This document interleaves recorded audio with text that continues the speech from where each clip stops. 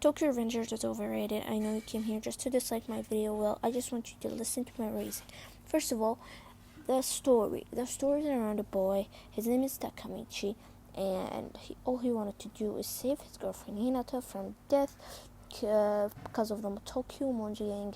And all he did was go back to the past and be friends with the leaders of the Tokyo Monji gang, and wanted to not allow them to meet. So this kind of story happened before in Steins Gate.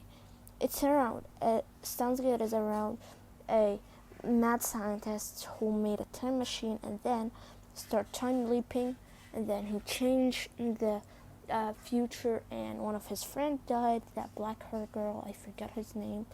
So he wanted to go back to the past and stop the time machine from being created by time leaping. So the story is kind of the same. A person wants to save a person from death by going back to the past. The way that Okube used to go to the past is by a time leaping, but the way Takamichi goes to the past is by shaking her brother's hand. So the ways are pretty funny actually in Tokyo Revengers. Like by shaking someone's hand, you go back to the past. That's kind of a funny one, but this is the way. So that's the first part of the story. Now let's go to the second part of the story. The second part of the story is about gangs and stuff like that. And there's kind of leaders, gangs, and stuff like that. So what made Tokyo Revengers stand out is kind of the gang stuff.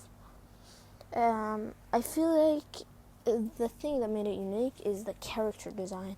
Like Mikey's way of character, it's kind of cool. And same thing goes with Takamichi. Takamichi is a pretty boring dude, and he's a loser. And it's kind of the same, like, goes with Erased. Like, it's kind of like Erased 2. That story is about a boy who finds himself stuck in the past. But I'm not gonna spoil anything because I spoiled a little bit of Steins Gate. But it doesn't really matter. I'm just telling that Steins Gate got like so much attention, and I was so freaking hyped for it. But then when I started watching it, I didn't see it deserved the hype that it got. So that's all what I wanted to say. I don't hate Tokyo Revengers, and I don't like Tokyo Revengers. It's like I feel like it's just overrated. So what annoys me the most in anime community is people literally make a fuss out of like a stupid character that he's not even the main character, and make him make you think like he's the main character.